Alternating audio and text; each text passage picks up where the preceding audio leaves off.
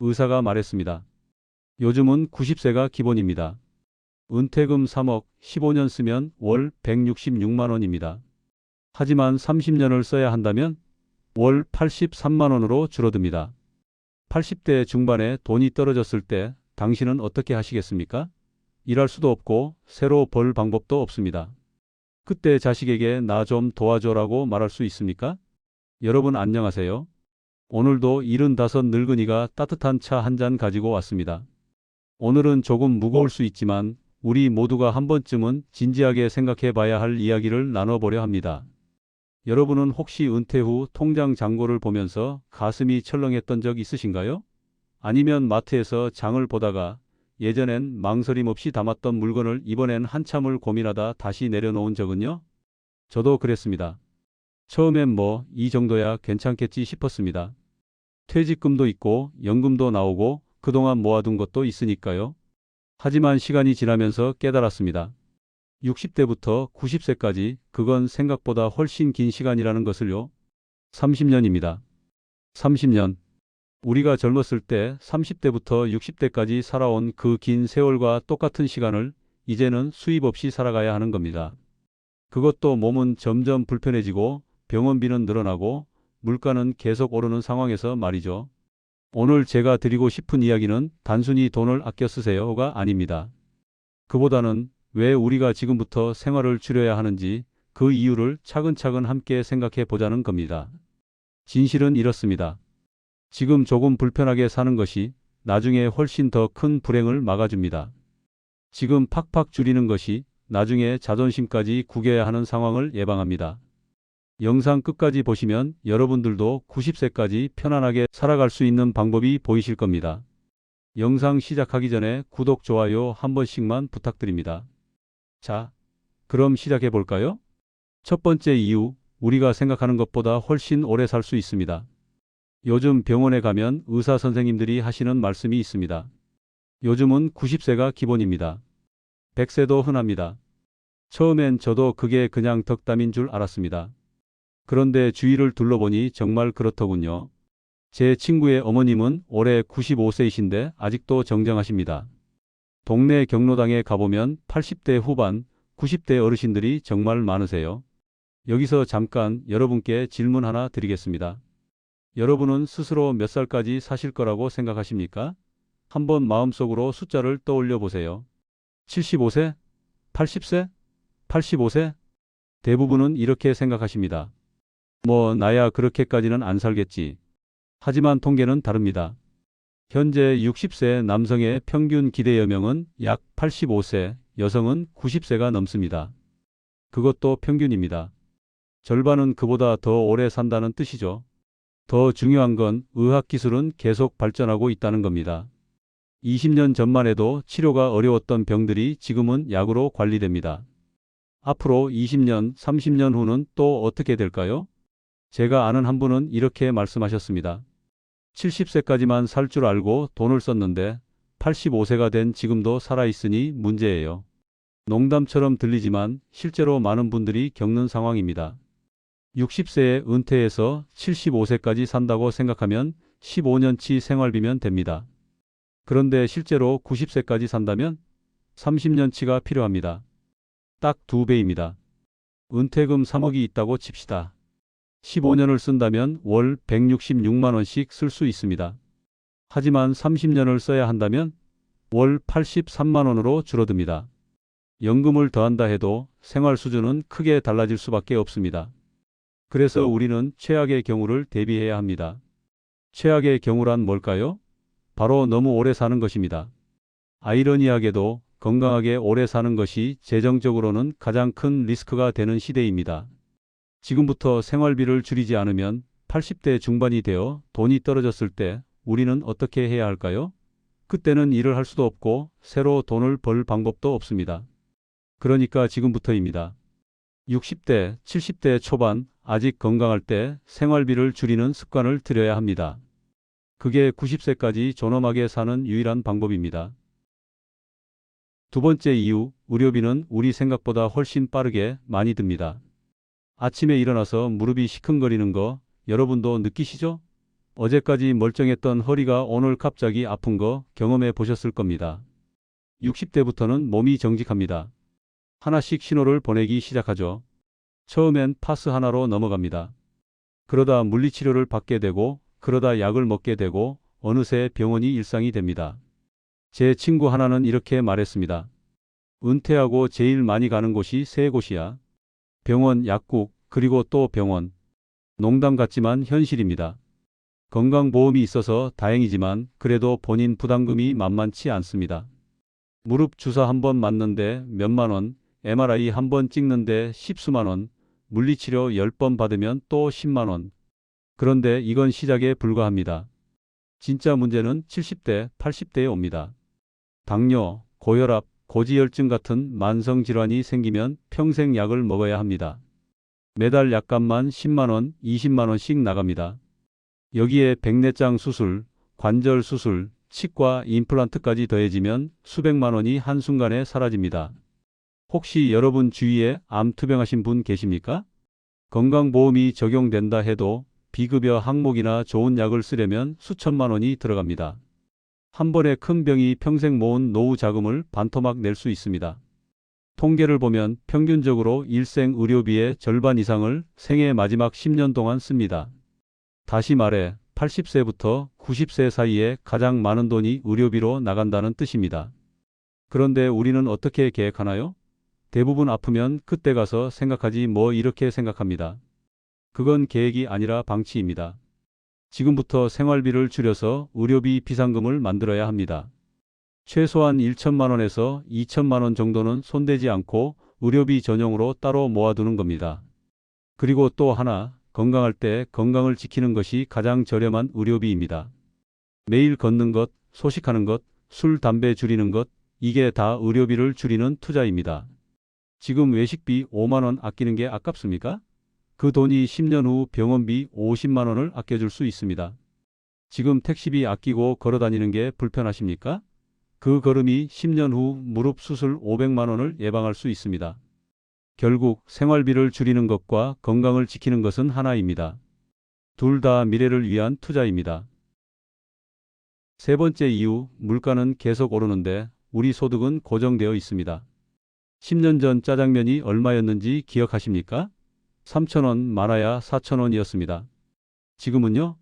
6,000원, 7,000원 합니다. 거의 2배가 됐습니다. 마트 가격도 마찬가지입니다. 달걀, 우유, 과일, 채소 할 것 없이 다 올랐습니다. 전기세, 가스비, 관리비도 매년 오릅니다. 교통비도, 통신비도 오릅니다. 그런데 우리 연금은요? 고정되어 있거나 올라도 물가 상승률에 턱없이 못 미칩니다. 여기서 질문 하나 더 드리겠습니다. 지금 월 200만 원으로 사시는 분 계십니까? 10년 후에도 월 200만 원이면 지금과 같은 생활을 할 수 있을까요? 불가능합니다.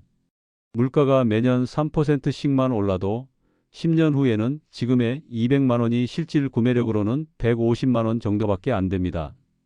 20년 후에는요? 더 심각해집니다. 이게 바로 인플레이션의 무서운 점입니다. 통장의 숫자는 그대로인데 살 수 있는 건 점점 줄어듭니다. 마치 모래시계에 모래가 빠져나가듯 우리 돈의 가치가 조금씩 사라집니다. 젊었을 때는 월급이 올라서 이걸 상쇄할 수 있었습니다. 물가가 올라도 내 소득도 올랐으니까요.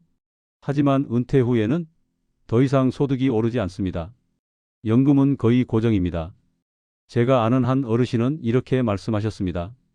처음 연금 받을 때는 이 돈이면 충분하다 싶었는데 5년 지나니까 이게 빠듯해.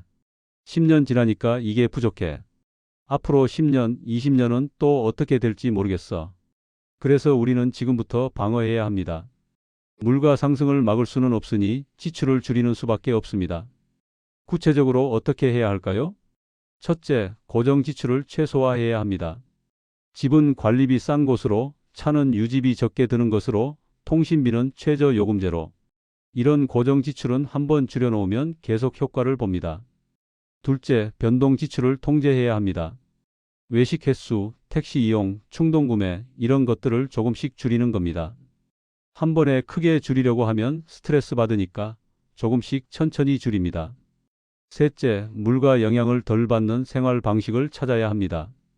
직접 요리하기, 시장에서 장보기, 계절 식재료 이용하기 이런 것들이 도움이 됩니다. 10년 후, 20년 후를 생각하면 지금 생활비를 줄이는 것이 얼마나 중요한지 알 수 있습니다. 지금 월 200만 원 쓰는 분이라면 앞으로는 월 150만 원으로도 살 수 있는 체질을 만들어 놓아야 합니다. 그래야 실제로 물가가 올라도 버틸 수 있습니다. 네 번째 이유, 자식에게 손 벌리지 않기 위해서입니다. 이 이야기는 좀 가슴 아픕니다. 하지만 우리 모두 한 번쯤은 진지하게 생각해 봐야 할 부분입니다. 우리는 자식을 키우면서 평생을 바쳤습니다. 먹이고, 입히고, 가르치고, 결혼시키고, 그 과정에서 우리 자신을 위해 쓴 돈보다 자식을 위해 쓴 돈이 훨씬 많았을 겁니다. 그렇게 키운 자식들, 지금 어떻게 살고 있습니까? 대부분 빠듯합니다. 집값은 비싸고 애들 학원비는 많이 들고 물가는 오르는데 월급은 그대로이고 맞벌이를 해도 빠듯한 게 요즘 젊은이들의 현실입니다. 그런 자식들에게 나 좀 도와줘 하고 손 벌리는 게 쉬운 일일까요? 안 그래도 힘든 자식들한테 부담 주는 게 부모 마음으로 편하겠습니까? 물론 자식들은 표현 안 할 수도 있습니다. 아니에요, 괜찮아요 하면서 도와줄 겁니다. 효자, 효녀니까요. 하지만 그 마음속 깊은 곳에는 부담이 있을 수밖에 없습니다. 자기 가정도 빠듯한데 부모님까지 책임져야 하는 그 무게감 말입니다. 더 안타까운 건 이게 부모-자식 관계를 틀어지게 만든다는 겁니다. 돈이 오가면서 관계가 미묘해집니다. 고마움과 미안함, 부담과 의무 이런 감정들이 뒤섞이면서 예전처럼 편하지 않아집니다. 여러분께 또 한번 여쭤봅니다. 여러분은 자식에게 어떤 부모로 기억되고 싶으신가요? 끝까지 당당했던 부모? 아니면 노년에 손 벌렸던 부모? 저는 제 친구한테 이런 말을 들었습니다. 형, 나 지난주에 큰애한테 돈 좀 달라고 했어. 그게 얼마나 힘든 줄 알아? 50만 원인데도 말을 꺼내는 게 그렇게 어렵더라고. 받아놓고도 며칠 동안 마음이 편치 않았어. 그 친구는 평생 자식 뒷바라지하느라 고생한 사람입니다. 그런 사람도 자식한테 손 벌리는 게 그렇게 힘듭니다. 그게 부모의 자존심이고 그게 인간의 자존심입니다. 그래서 우리는 지금부터 줄여야 합니다. 자존심을 지키기 위해서, 자식과의 관계를 지키기 위해서, 마지막까지 당당한 부모로 남기 위해서 말입니다. 물론 정말 어려울 때 자식이 도와주는 건 당연합니다. 그게 가족입니다. 하지만 그건 비상시의 이야기이지 일상이 되어서는 안 됩니다. 우리의 일상적인 생활비는 우리가 책임져야 합니다. 지금 월 200만 원 쓰는 분이 자식 도움 없이 그 생활을 30년 유지할 수 있을까요? 계산해 보십시오. 200만 원 곱하기 12개월 곱하기 30년 7억 2천만 원입니다. 거기에 의료비까지 더하면 10억 가까이 됩니다. 그런 돈이 준비되어 있지 않다면 지금부터 생활비를 줄여야 합니다. 월 200만 원이 아니라 150만 원으로 100만 원으로 살 수 있는 방법을 찾아야 합니다. 그게 자식을 진정으로 사랑하는 방법입니다. 자식에게 짐이 안 되는 것, 그게 현명한 부모의 마지막 선물입니다. 다섯 번째 이유, 마음의 평화를 지키기 위해서입니다. 이게 사실 가장 중요한 이유일지도 모릅니다. 돈 걱정하면서 사는 노년과 돈 걱정 없이 사는 노년 둘의 차이는 엄청납니다. 그건 단순히 물질의 문제가 아니라 마음의 문제입니다. 통장 잔고가 줄어들 때마다 불안해집니다. 뭘 사도 죄책감이 듭니다. 친구 만나도 부담스럽습니다. 내가 이거 사도 되나 하는 생각이 머릿속을 떠나지 않습니다. 그렇게 살면 행복할 수 없습니다. 반대로 생활비를 적절히 관리하면서 살면 어떨까요? 통장 잔고가 안정적으로 유지되거나 조금씩이라도 늘어나면 마음이 편합니다. 뭘 사도 계획 안 해니까 떳떳합니다. 친구 만나도 즐겁습니다. 이게 바로 팍팍 줄이고 사는 것의 역설입니다. 줄이는 것 같지만 실제로는 마음의 여유를 얻는 겁니다. 불안에서 벗어나는 겁니다. 한번 상상해 보십시오. 80세가 되었을 때 통장에 여유 자금이 충분히 있는 여러분을 말입니다. 손주가 결혼한다고 하면 선뜻 도와줄 수 있고 갑자기 치과에 가야 하면 망설임 없이 갈 수 있고 가끔 친구들과 여행도 갈 수 있는 그런 여러분을요. 반대로 80세에 돈이 바닥난 여러분도 상상해 보십시오. 손주 결혼에 축의금도 제대로 못 내고 이가 아파도 참고 친구들 여행에도 못 가고 매일 통장 잔고만 확인하는 그런 모습을요.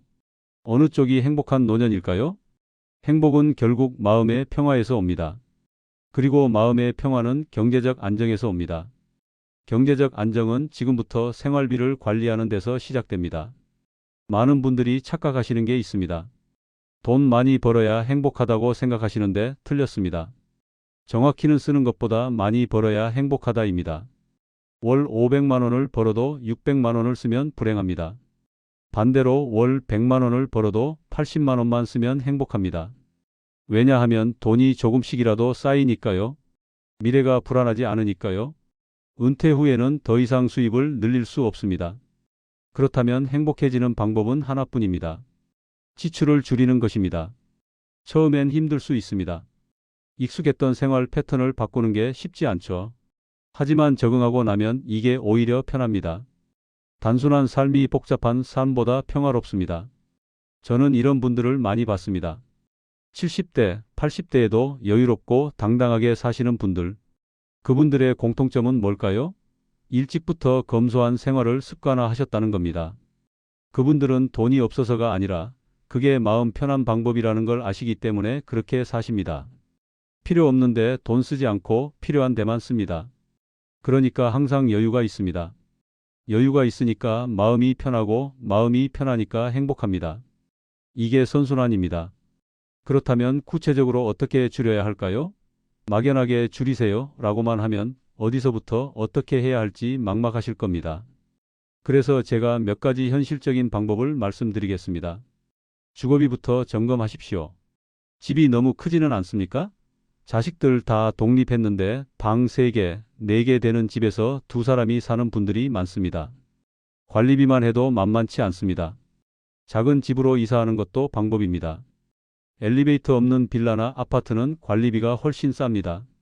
건강할 때는 계단 오르내리는 게 운동도 되고 좋습니다. 차는 정말 필요한지 다시 생각해 보십시오. 차 한 대 유지하는데 월 30만 원에서 50만 원 듭니다. 보험료, 유류비, 주차비, 정비비 다 합치면 그렇습니다. 일주일에 한두 번 타려고 이 돈을 쓰는 게 맞습니까? 대중교통과 택시를 적절히 이용하는 게 훨씬 경제적일 수 있습니다. 차 팔고 그 돈으로 택시 타도 몇 년은 갑니다. 외식을 줄이십시오. 이게 생각보다 큰 지출입니다. 일주일에 서너 번 외식하시는 분들 한 달이면 40만 원에서 50만 원이 나갑니다. 이걸 한 번으로 줄이면 월 30만 원 이상 아낄 수 있습니다. 집에서 해 먹는 게 건강에도 좋고 경제적으로도 좋습니다. 처음엔 귀찮아도 습관이 되면 괜찮습니다. 통신비를 재조정하십시오. 요금제 한번 확인해 보십시오. 필요 이상으로 비싼 요금제 쓰고 계실 수 있습니다. 60대 이상은 데이터를 그렇게 많이 쓰지 않습니다. 최저 요금제로 바꾸면 월 2만 원, 3만 원 아낄 수 있습니다. 집 인터넷도 마찬가지입니다. 요즘은 통합 요금제가 많이 나와 있습니다. 잘 알아보면 월 1만 원, 2만 원 줄일 수 있습니다. 계획적으로 장을 보십시오. 마트에 가기 전에 꼭 필요한 것만 메모하고 가십시오. 그리고 그것만 사 오십시오. 충동 구매가 가장 무섭습니다. 이것도 괜찮네, 저것도 있으면 좋겠네 하다 보면 장바구니가 금방 찹니다. 대형마트보다는 동네 시장이 저렴한 경우가 많습니다. 특히 채소나 과일은 시장이 훨씬 싸고 신선합니다. 저녁 시간에 가면 할인도 많이 합니다. 옷은 정말 필요할 때만 사십시오. 솔직히 60대가 넘으면 옷이 그렇게 많이 필요하지 않습니다.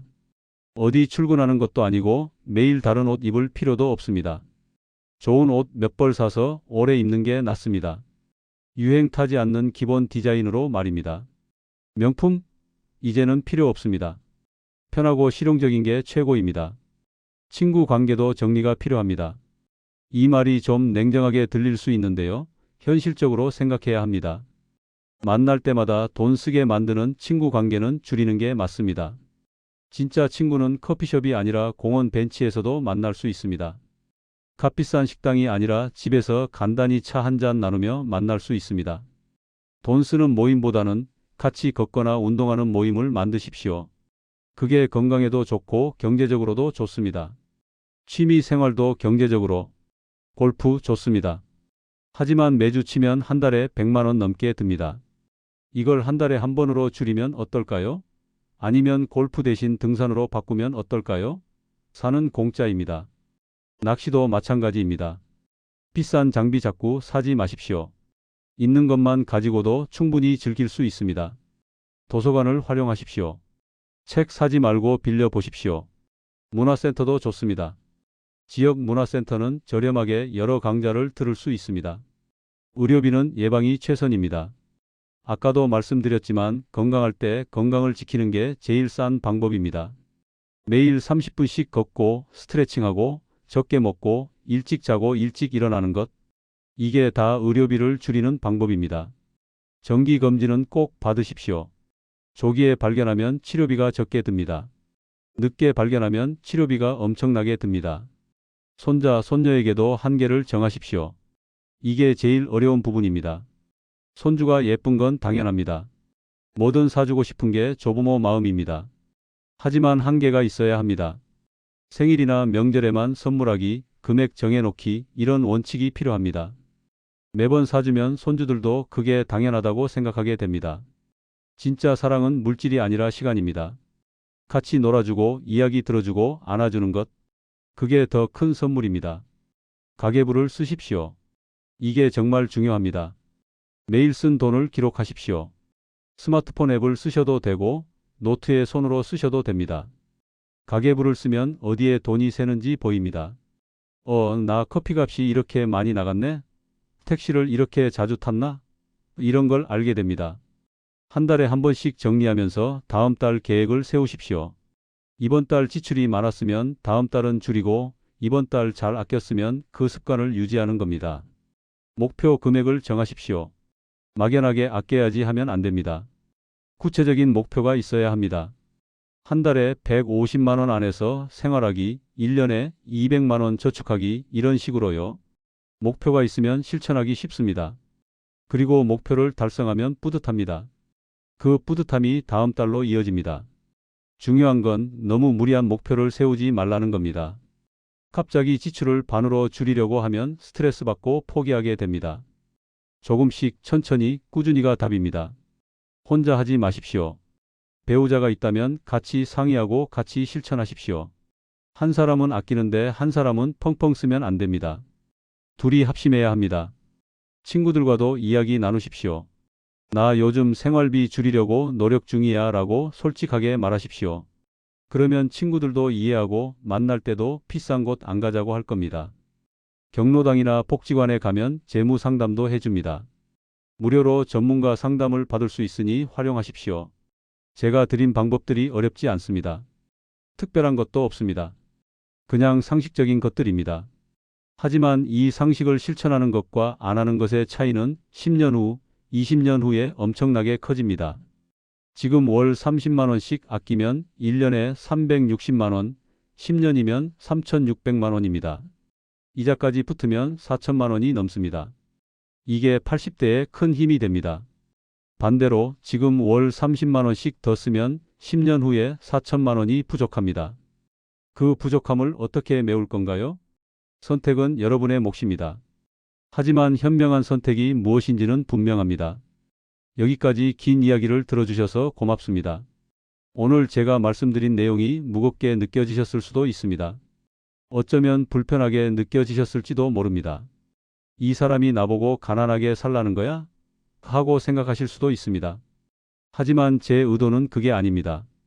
저는 여러분이 가난하게 살기를 바라는 게 아니라 끝까지 존엄하게 살기를 바랍니다.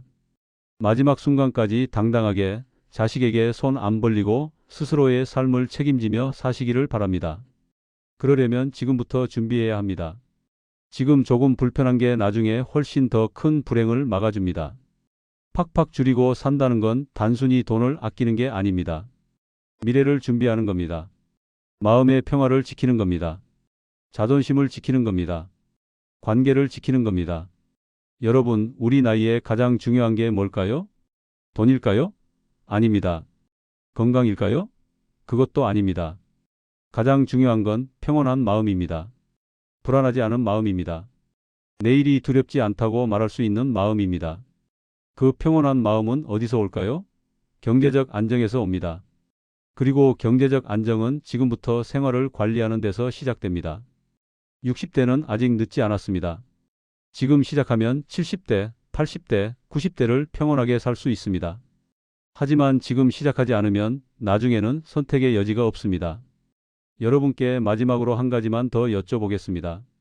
10년 후, 20년 후 거울을 보면서 지금의 여러분에게 뭐라고 말하고 싶으십니까? 그때 좀 아끼고 살걸하고 후회하시겠습니까? 아니면 그때 잘 준비했어 하고 고마워하시겠습니까? 선택은 지금 이 순간에 합니다. 저는 여러분 모두 현명한 선택을 하시리라 믿습니다. 왜냐하면 여러분은 평생을 살아오면서 수많은 어려움을 이겨내신 분들이기 때문입니다. 자식을 키우고 가정을 지키고 이 사회를 일궈온 분들이기 때문입니다. 그런 여러분이라면 충분히 하실 수 있습니다. 생활을 줄이는 것, 미래를 준비하는 것, 끝까지 당당하게 사는 것 말입니다. 응원합니다. 오늘 하루도 내일도 그리고 앞으로 올 모든 날들이 평온하시기를 바랍니다. 부디 건강하시고 행복하시기를 바랍니다. 긴 이야기 들어주셔서 다시 한번 감사드립니다. 여러분, 우리 함께 잘 살아봅시다. 끝까지 존엄하게, 끝까지 행복하게 말입니다.